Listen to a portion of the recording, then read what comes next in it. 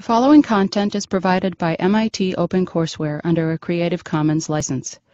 Additional information about our license and MIT OpenCourseware in general is available at ocw.mit.edu.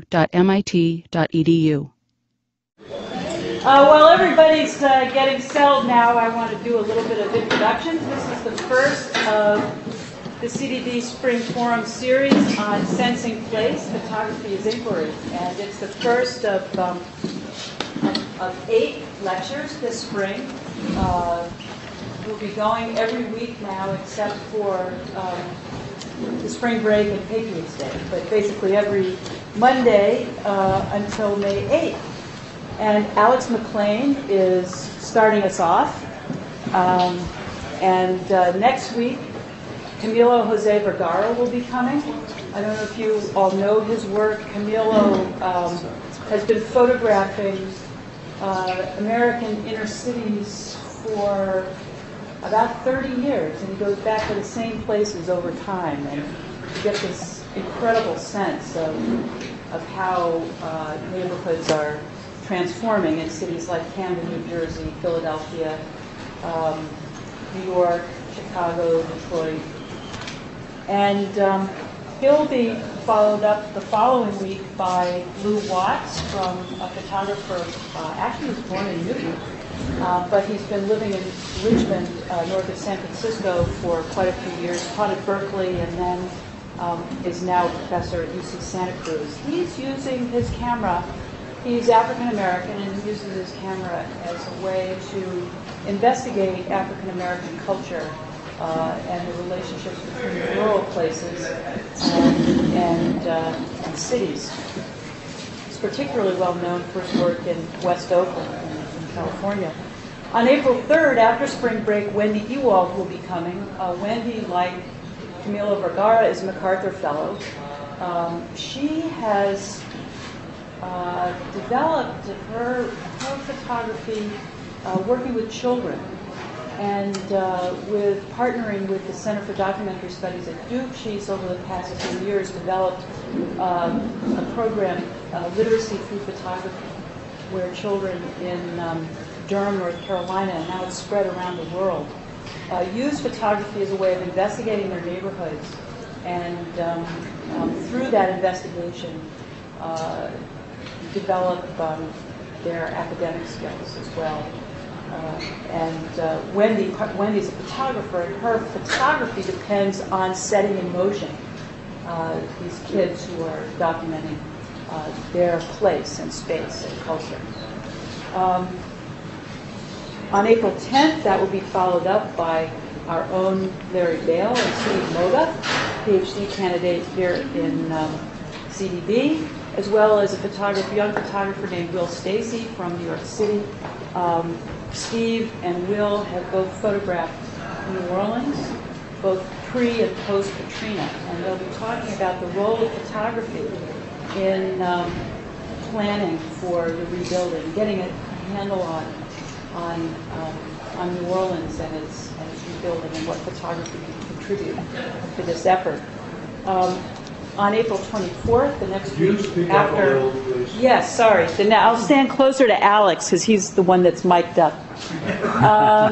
After that will be Martin Krieger from the University of Southern California, a planning professor who's using photography to map ordinary systems in the city that otherwise go unnoticed. He'll be followed by Leslie Tuttle, who a photographer here in Boston, who 35 years ago photographed villages in a village in Turkey, and then went back a few years ago to re-photograph, and ended up tracing the diaspora of the young children that she knew 30 years ago to Istanbul and then to London. So she'll be talking about photography as a means of understanding culture over time, and of seeing literally the changes in space and place and culture as these generations move from rural village to the metropolis and on to the United Kingdom. And I'll be ending up with the finale on May 8th presenting the way that I use photography as a form of inquiry and understanding and investigating landscapes, both urban and rural. So the theme of this spring series is to look at how photography can not just be a mode of documenting, but really a mode of thinking, a mode of inquiry, a way of coming to understand a place, of sensing place, that's very compatible with other forms of understanding, be it mapping or writing or quantitative studies of a place. And we'll be, all of the folks who will be talking are photographers. Some of us are also planners and designers, but not all of us. But every photographer that's coming is working in some way with designers and planners, with people in their environments to think about how their environment is changing, and how one might take that understanding in order to transform lives and spaces. So without any further introductions, general introductions, I'd like to just say a few brief words about Alex McLean. It's really wonderful to have him here this semester. He's co-teaching a class with me on photography as inquiry, and Alex's work is so really extraordinary. Like Camilo Vergara, he's been photographing some of the same places now for 35 years, right? And so again, he has captured this sense of change over time, but rather than on the ground, from the air. He's been asked by a number of cities to help them get a grip on what's happening in terms of metropolitan growth and inner city change. So cities of Kansas City, for example, and is it Dallas, right? Houston. And Dallas. And Dallas have asked him to come, have hired him to come, and basically the brief they've given him is to say, tell us about our region. What's going on here? And he's been working with the Lincoln Land Institute on a research project called Visualizing Density, which I think he's going to talk about tonight. Alex's work has been well recognized in this country. You can go see an exhibit at the Peabody Essex Museum that's still up of his work in Salem. And he's been widely exhibited in the U.S. and abroad. The French and the Italians in particular have really picked up on his work and have been fascinated with what it has to say about the nature of American cities. So without saying any more about your many honors and awards, I'll turn the floor over to Alex. Welcome. Thank you, Ann. Thank you. It is amazing that I've actually been doing this now for 30 plus. Uh-oh. Is it little tech support here? I'm loaded on both sides of my waist, but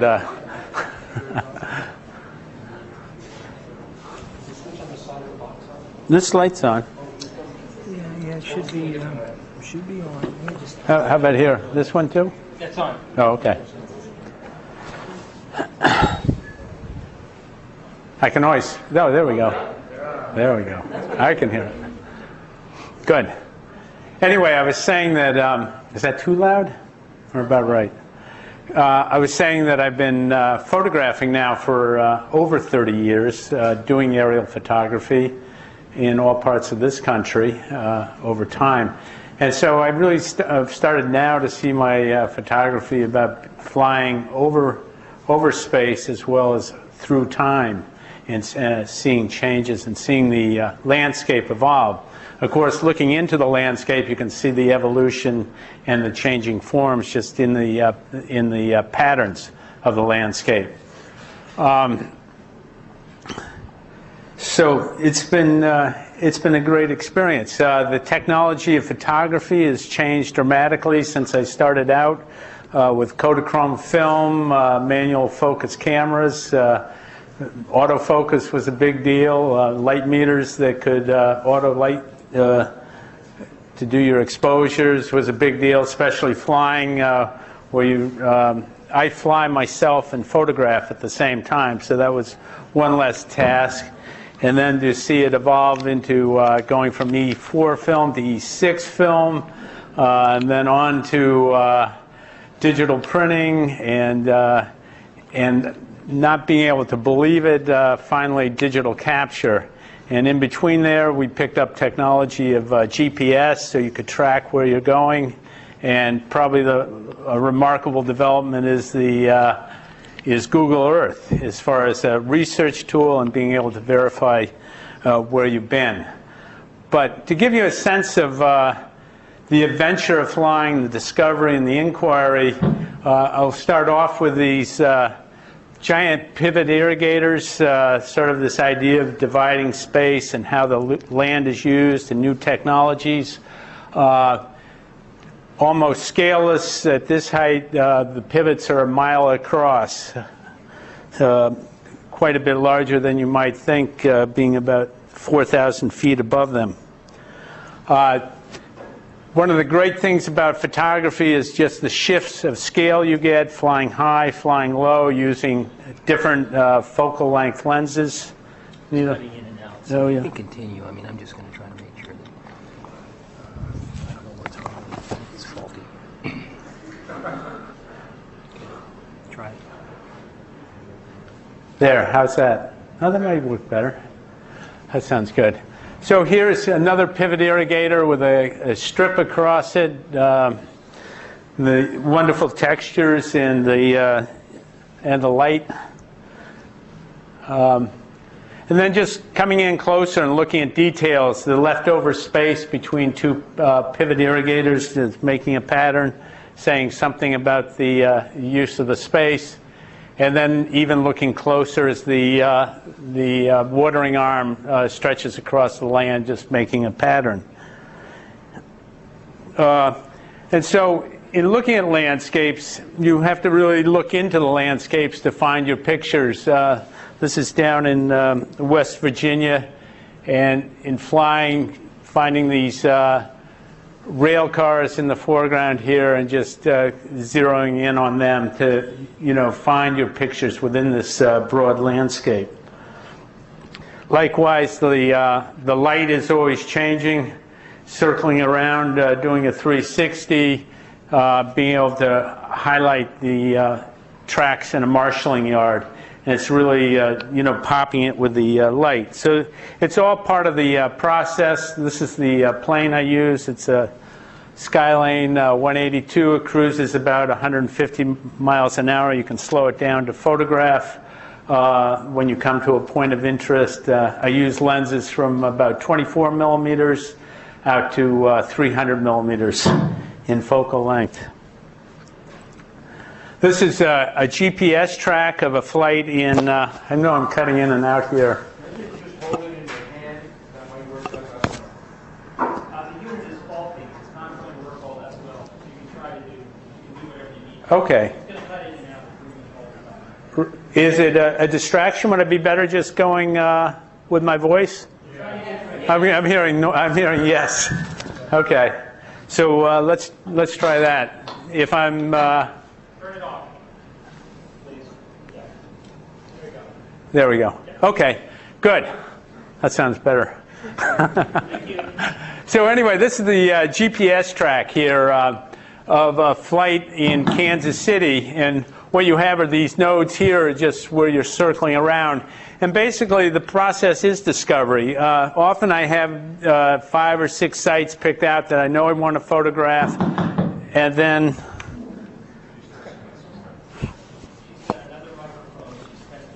is that one okay? Sorry. Take that one off. So often what happens is while you're flying, you'll see something of interest and you'll drift over to that and start circling that, and one thing leads to another, and you often forget what you're actually supposed to be photographing. But that's sort of the fun part of the discovery and the process. Now, I'm going to show pictures of a project that I've been recently working on. Ann mentioned it, working with the Lincoln Institute of Land Policy with Julie Campoli. It's a project titled Visualizing Density, and it's really about looking at housing densities the difference between measured densities and perceived densities. And what we have been working on is building a catalog of images of different housing types from about 0.3 units an acre up to the highest we have so far is 220 units an acre. And I was just run through a little of this. This is just a sort of a metaphor for the idea of density in space and how we perceive density, what density looks like. Is it like this, or do people have in mind something like this when they're talking about density? Let's see if that will go off.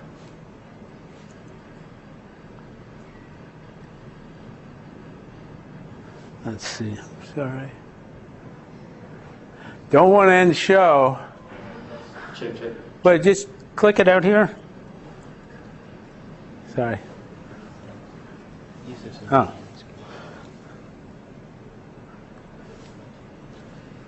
Does anyone know how to get rid of this? I'm still in the slide here, just about. There we go. Anyway, looking at density, what does actually density look like? This is 11.7 units an acre. And this, what would you guess this to be?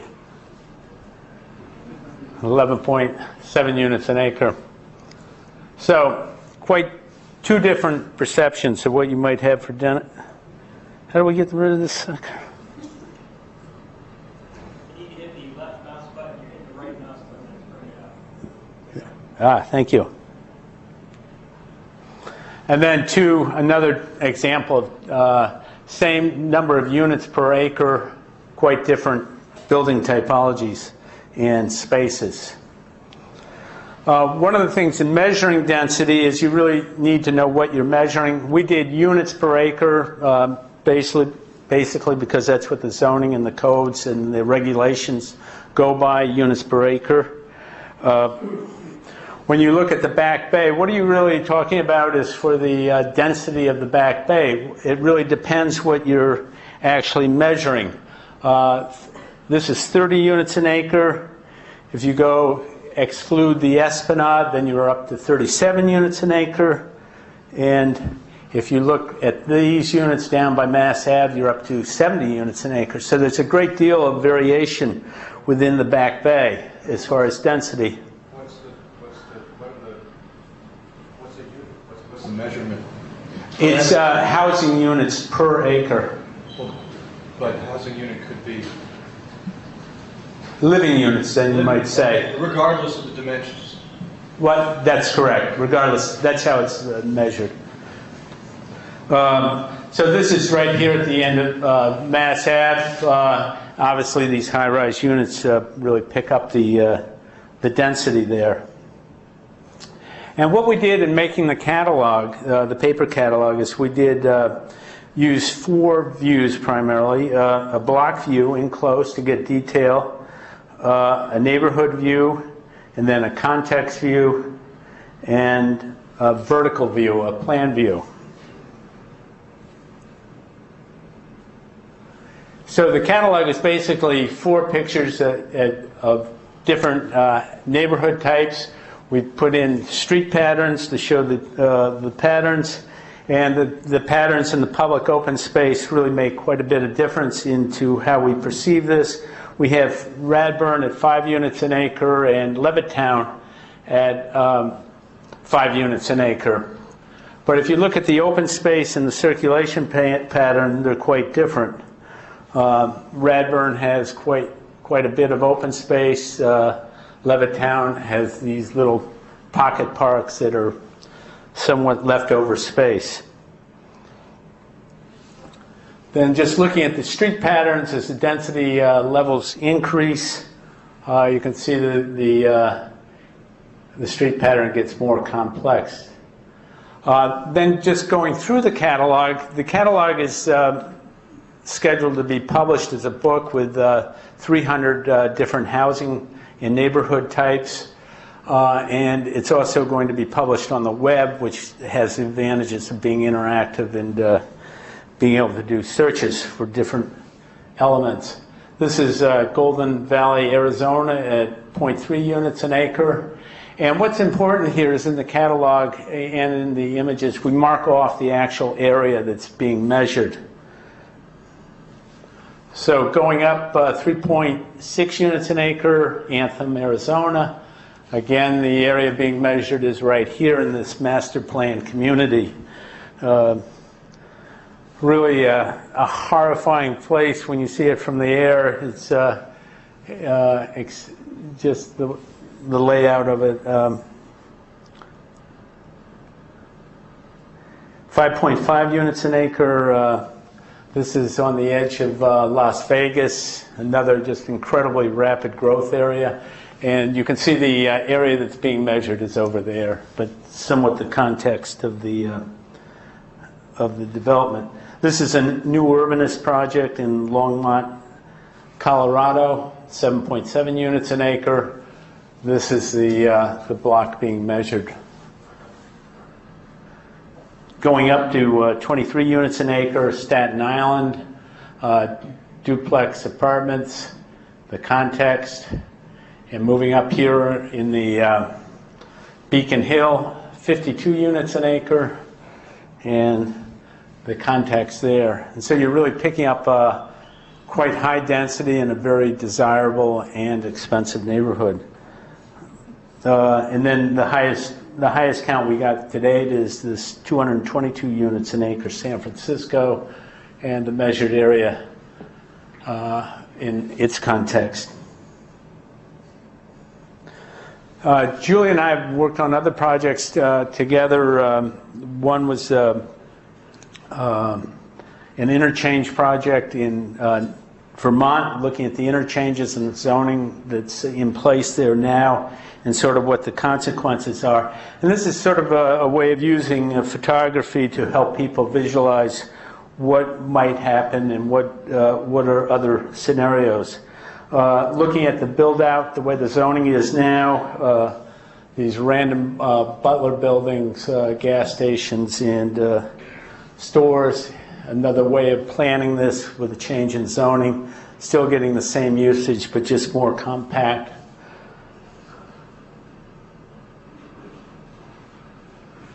And then using other tools, too, to help people visualize what space might be like. Envisioning a 2,000-foot walk in Burlington versus a 2,000-foot walk on the a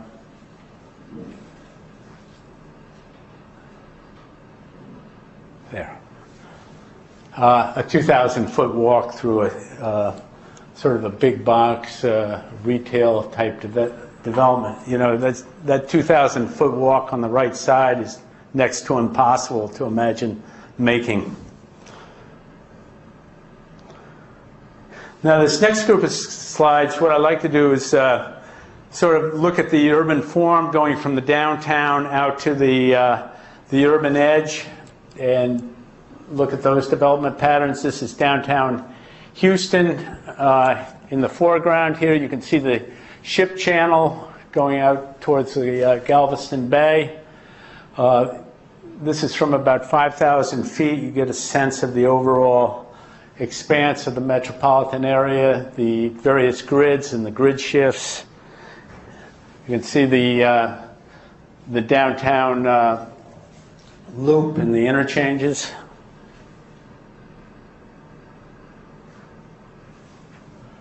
Looking down from that altitude on the street grid, and then down lower at about 1,000 feet, looking across towards Midtown. This is downtown Houston. And then at the edge of Houston, the vast amount of parking, and it's a typical pattern to many cities. This is Tampa, Florida, the same type of thing. If you look at the high-rise area, you can see the parking around the outskirts in this gray area in the foreground. Public housing and the highways coming in, really creating a gray zone around the central part of the city. same type of pattern in St. Louis. You can see this whole blighted area is white flight. What is now becoming an urban forest where the old Pruitt-Igoe site was. And then the leftover infrastructure that you have from this white flight, this is in Kansas City, part of the Kessler's Parks and Boulevard system. You have just a few scattering apartments, which was once the whole street was aligned on both sides. And so we've left behind a lot of this infrastructure in our inner cities. One thing you are seeing, it is now, I would say, starting in about the mid-90s, you really started seeing a reinvestment on the inner part of the city. Here on Cleveland, you have this new housing project going in. It's taking on, though, a very sort of suburban-looking look to it. Major redevelopment project on the edge of Denver, on the Cheyenne River. You can actually see part of the amenity is a kayak run here, and just eventually will be filled in with mixed-use apartments and residential office type buildings. One of the typologies that you see coming into the inner city are these wrapped structured parking garages with the apartments. And then as you go out to the outer, beyond the first ring neighborhoods, you come to the typical Beltway, Ring Road, and sort of the new urban development of single-use type of spread-out development. And it's interesting, this type of pattern, it's really hard to identify what part of the country you're in other than through the vegetation. It's just this homogeneous looking landscape. This actually, well, does anyone take a guess where this is? It's impossible to tell. This happens to be in Michigan. And the other edge city condition, the big office towers out on the ring. This is Tyson's Corner, Virginia. The neighborhoods, looking down from about 5,000 feet, you can see all these enclave communities. None of the neighborhoods interconnected on the street pattern. I keep hitting that thing.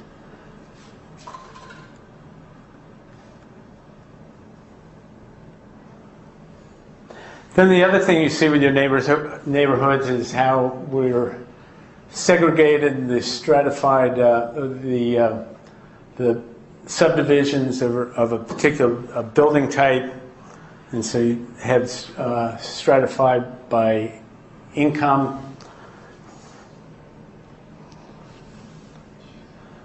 This is large, very large houses in Sugar Land, Texas.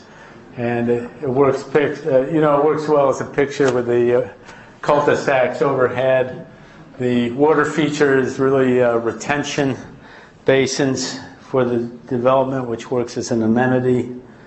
And of course, with these big mega houses, you come into the issues of energy use just to run them.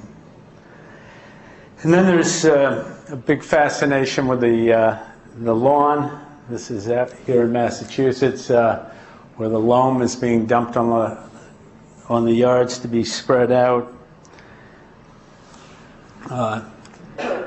Huge amount of lawns. They say there's the lawn area in this country equals the state of Mississippi, which is sort of an incredible statistic. Looking at the backyards in a subdivision in Kansas City, and sort of the typical American mowing his lawn with his trophy pool.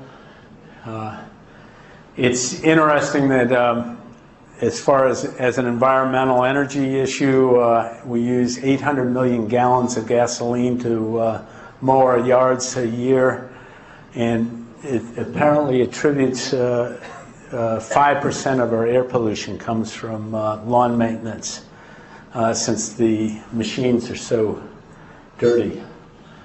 And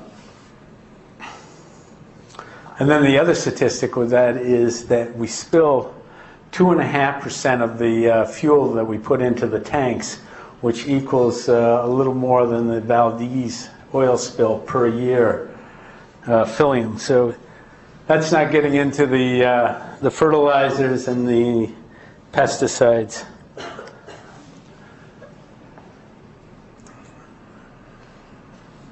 This is in New Jersey, near Princeton, just, the extent of how spread out we are in our outer areas. It's quite incredible, just blanketing this very rich and productive farmland. In the center of this picture is a small hamlet. And when you look at this, you really realize how long it takes people to get in and out of their property, the making of soccer moms and isolating kids in neighborhoods totally dependent on the parents, and also discriminating against the elderly who might no longer be driving. You get a real sense in a lot of these projects how fast the change is coming to the landscape. New housing going in out in California. You can just feel the intensity of how it's being built out. This is sort of the ultimate of that. New housing going in Las Vegas, real production housing. It also speaks to the standardization in building housing, which also causes for a lot of the monotony and boredom in these types of projects. Ex-urban development, cutting down a hillside between Oakland and Livermore for a new housing development. This is south of Salt Lake City, another ex-urban development going in on agricultural lands. Between Tucson and Phoenix, manufactured housing. And you really sense in these places sometimes we're like warehousing people. The conflict between housing and agricultural lands shows up in this picture. Housing encroaching on this pivot irrigator is sort of a constant tension. Looking at the Cache Valley in north of Salt Lake City, very rich agricultural land, all irrigated, but the land is being fragmented by new developments. What you see are little up on the top there are two sort of Mormon towns, very densely settled, once with a very defined urban edge, but now it's being fragmented by schools, office buildings, and random apartment blocks. This is actually the growth boundary in outside of Portland, or on the Portland edge. You have the obviously the rural on the right. And the growth boundary is really actually a very interesting tool, and Portland is an interesting place to look and photograph. The growth boundary seems to work much better on the outside, what it's preserving. What's going on the inside, you still see a lot of the similar sort of suburban sprawl-like development. And just the extent of the outside edges of these cities. This is in Phoenix, Arizona. Another view looking across, and you get the sense of how filled in the space is with this type of housing. Looking at the retail component of the urban edge, large shopping malls, incredible amount of asphalt and parking. Huge shopping malls located way out for cheap land, to take advantage of cheap land. This is Katy Mills outside of Houston.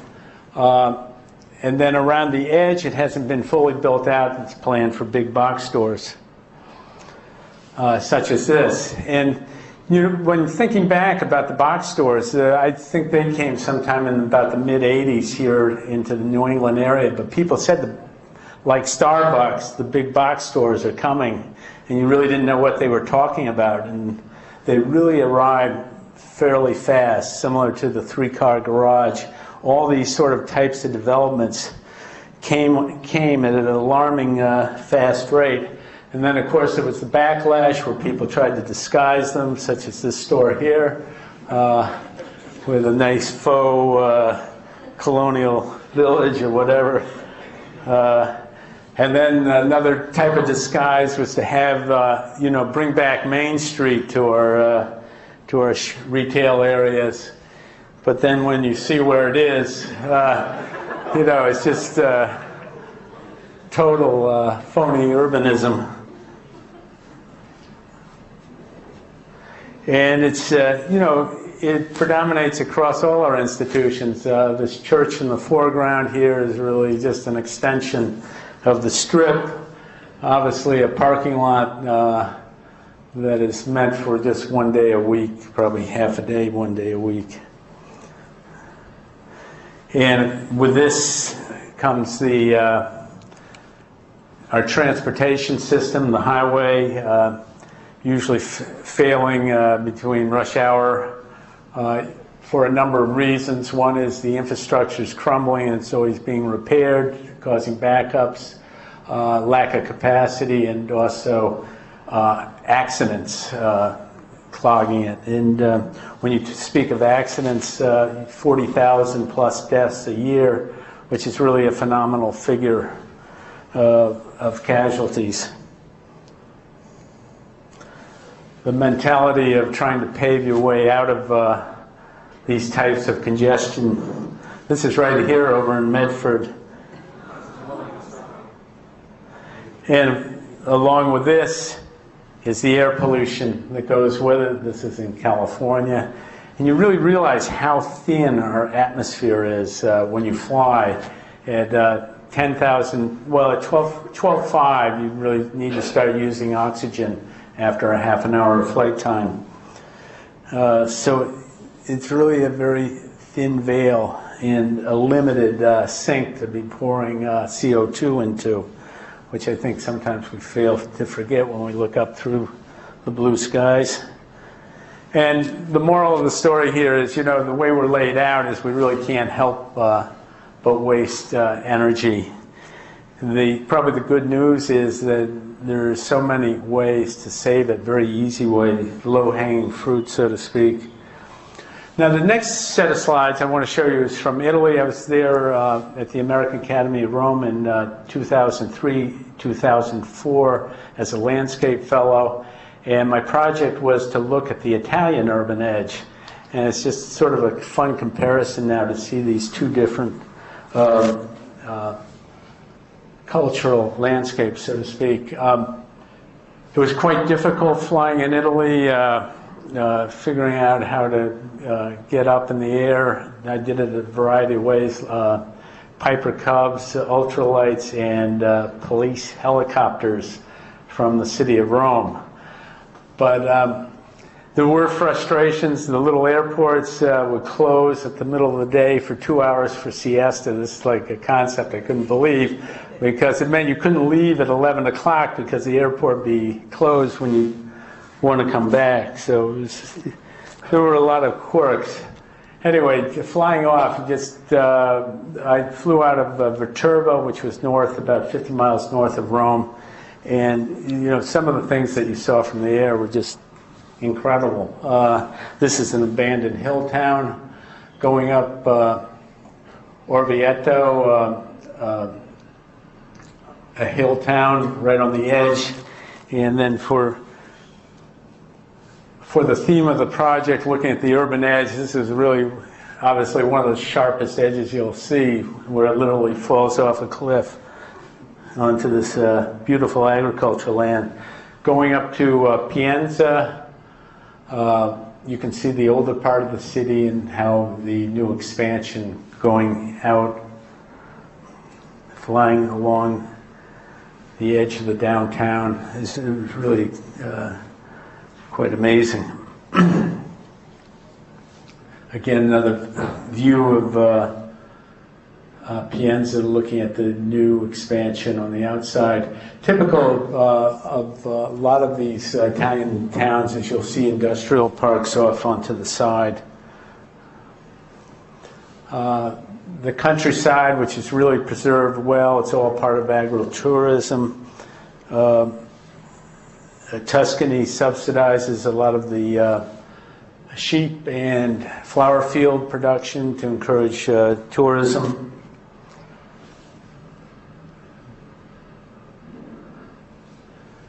This is Caparola, looking at the Farnese Palace at the base here.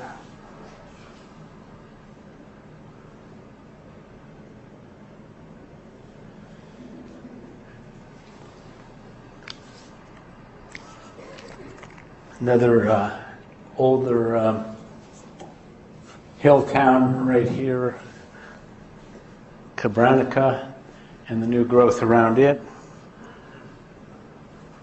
Another look at the newer extension to the older town.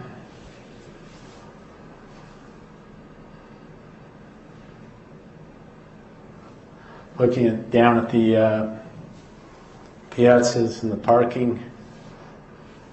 It was interesting, in all these hill towns, you'd never see an SUV or a big car. They've sort of gotten filtered out by the street sizes, though you would see them in the country area. This is Viterbo and the sort of extensive new housing that's been built up over time. And it took me quite a while. I couldn't quite figure out what was really different about this landscape, this type of housing. And it took a little while to realize that there are no lawns. It's just the no lawn culture completely. And it really, I think it enhances the look of the landscape with the olive groves.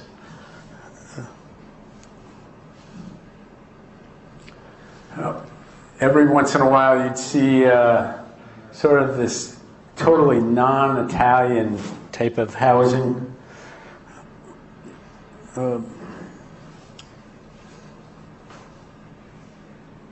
Just another sort of hill town, a little village, and again, sort of the new growth pattern around the edge. This is Todi, looking out, and again, the sharp edge and how well the land is preserved, even though here it's not falling off a cliff, it's developable. Another view of Todi.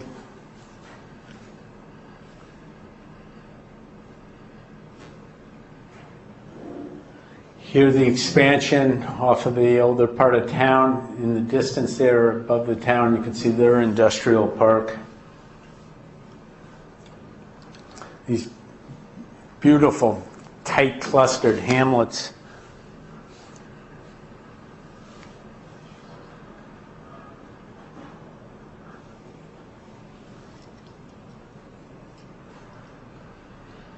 Another hill town. Again, the preserved area right at the edge. Looking at the expansion of yet another hill town coming out, you can see the lack of lawns in the 20th century housing there. Here you're looking at the older medieval village and then the Renaissance extension and then going out to the 19th and 20th century development. This is Cortona. You have the the cemetery on the outside of town, the valley, the general landscape around it. Cemetery, just flying over. You can't help yourself when you fly and you see these patterns. This is just a little rise in the soil there, and it's dried out, creating the pattern. Little farm hamlet, some of the buildings associated with it. Another industrial park, very densely put together compared to an American industrial park. The buildings are all clustered tightly together. You do see random big boxes on the landscape, and it really does bring down the the overall appearance of the landscape when you see that. This next series is going to be a series of pictures going in and flying around Rome. I start picking up sort of American-looking housing developments and housing plots, apartment buildings. As you get closer in, this is Corby Alley. It's an apartment complex a kilometer long. It's the longest building in the world. Very much like older American public housing, very run down and non-desirable place to live or be quarantined.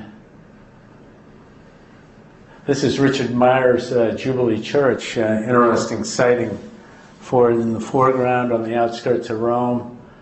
More apartments, very dense apartments.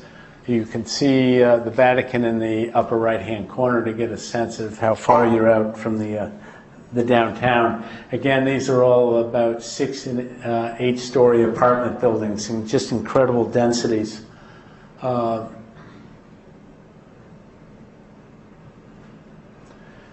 Back on the outside, or actually we were pretty much on the far edge anyway, just inside the GRA that runs around, the ring road that runs around Rome. An interesting thing here is how narrow the right-of-way is along the roadway going around. Some of the open space, there are quite a few fingers of open space that go into the city, including the Aqueduct Park.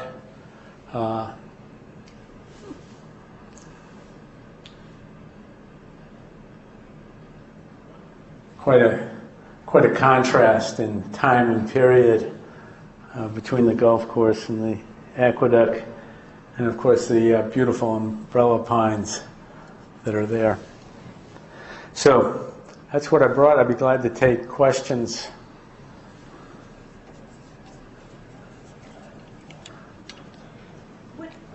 When you are asked by a city, like say Kansas City, to come and fly around and photograph and then report back about what you found there, what's the response that you get?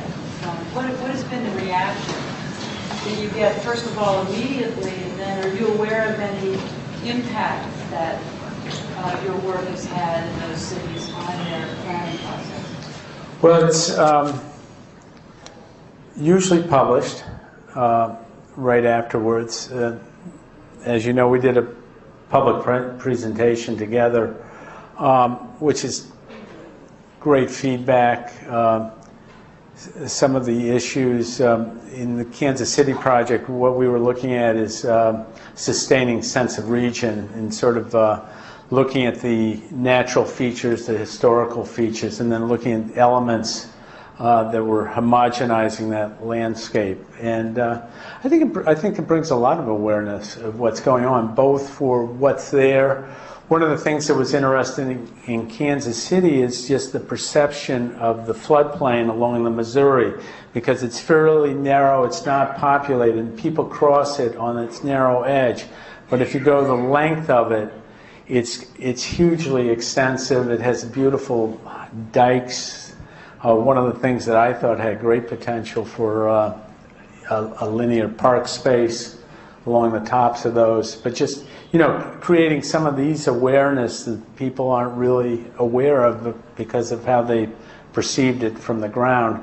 And of course, just the new development that's happening and the loss of agricultural land and you know, that whole airport condition when you get out at a new city and you're driving out of the airport, it looks all the same. People are very, very much sort of aware and how far that has gone. And then also a lot of the sort of the unique things in the case of Kansas City, just the, you know, there are probably 5 to 6 huge marshalling yards, how big the rail industry is there, and sort of just the history associated with the river and the rail lines. So yeah, it's just a general good awareness of it. whether this motivates people to, preserve and work harder to preserve the landscape, I think, time will tell. But it's also a tool that I leave the city images to use for public hearings and presentations. So that is also part of it. Alex, Yeah. I went back to see your show in Peabody, Essex 3 times.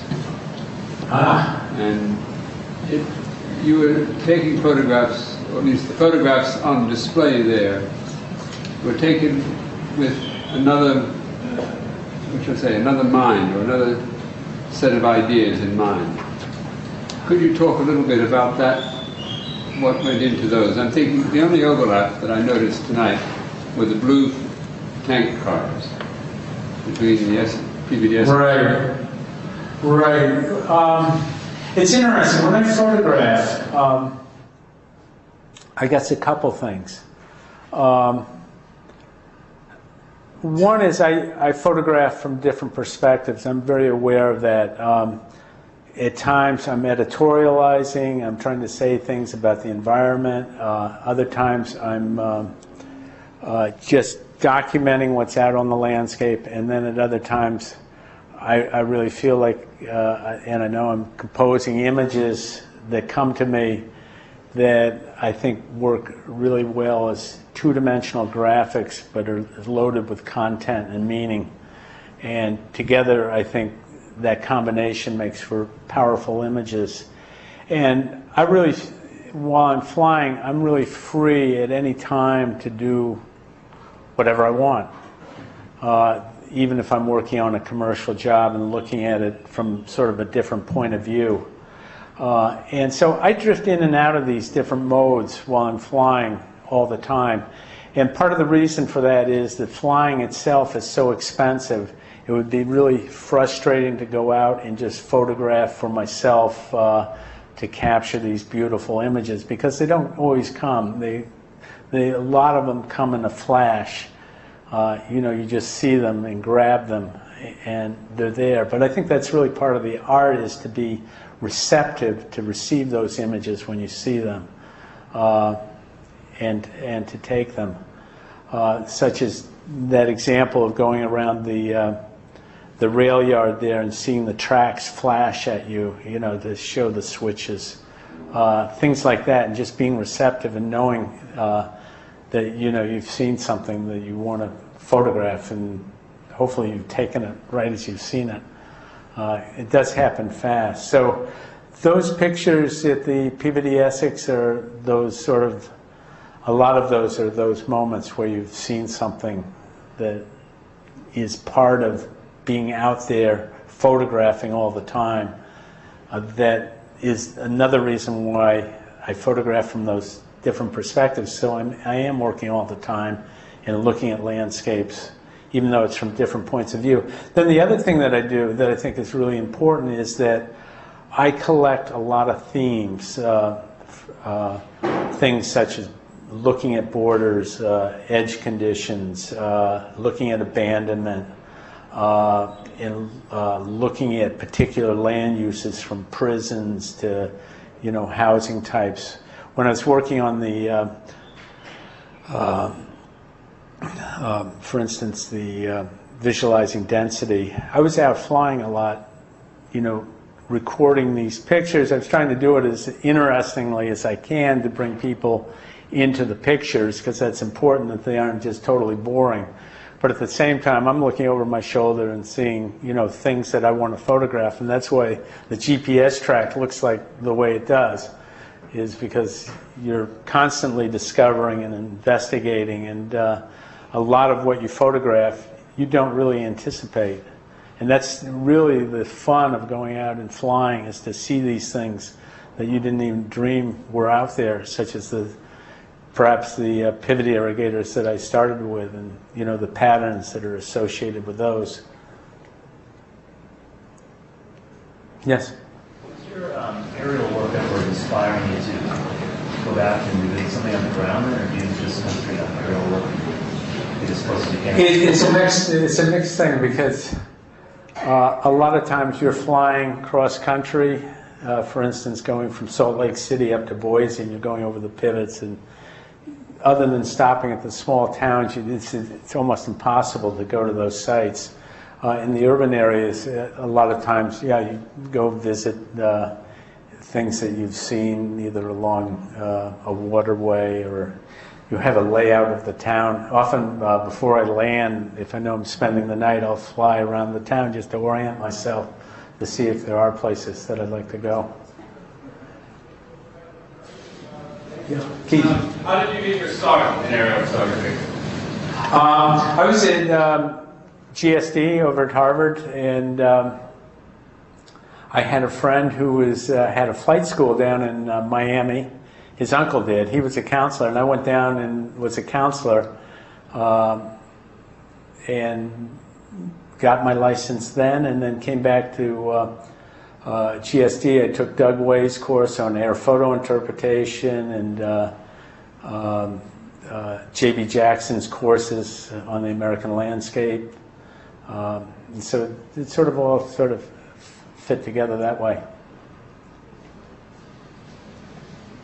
Larry? Yeah. Do you find yourself switching modes between the editorial and the documentary mode? You know, like flatter the client's picture, okay, but now complain about sprawl, or you know, do you find yourself opportunistically moving among the modes of inquiry that you have, or do you stay put for a period of time, like, let me flatter this, or let me complain about this for a while? Or is it just because you're flying, you have to switch back and forth and then rely on the aftermath to sort out the categories and editorialize based on that? No, I think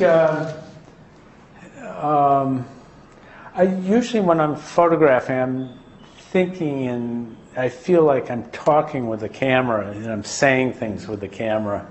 And so I usually frame a picture with, you know, a story or a feeling in mind. When I'm not photographing well usually. That's when I'm pretty much just documenting what's there. And it's kind of a boring state to be in. And it's interesting, though, you know, sometimes when I'm flying one place to the next to do a job, it will be such a long period of time that I get bored, and I just like, especially if it's like end of the day and the light's nice, I'll go down and just start flying to, you know, amuse myself, really looking at, you know, to entertain myself from this arduous trip. It's funny because there are moments in flying. I was talking to a flight instructor about flying across the country, and he was going, "Oh, that must be just fantastic to do that. It's just great." And then he stopped for a while. I said, "God, it must get awfully boring too," you know. And so there is kind of that mix in between. No, I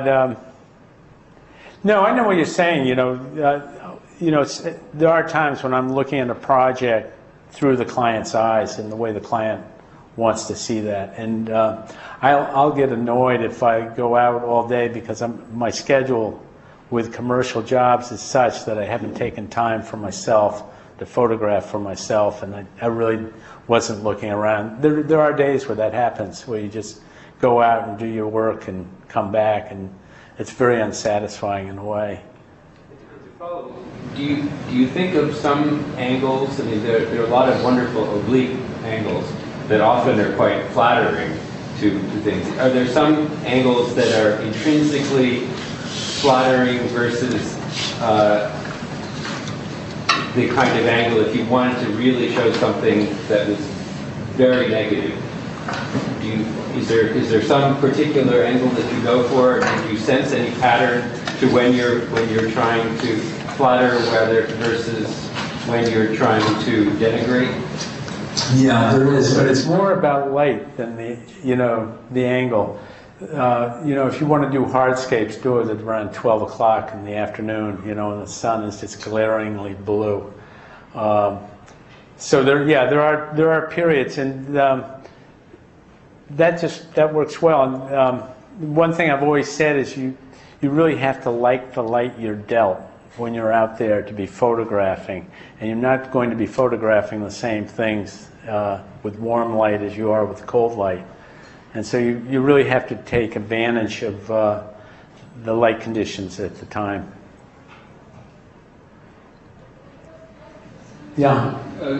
Really a comment, I think, on your work, Alex, rather than a question. There are, I don't know how many million pilots there are in America. And of those, what fraction of them have an eye to take a photograph like you do? And that tells me that you, in fact, are not just photographing for your clients. You're photographing for all of us. Because that number, that percentage of pilots with a fine eye, with right light, and an ability to fly and photograph at the same time, of all of us, is a very, very tiny percentage. So I want to thank you. Oh, thank you very much. Thank you.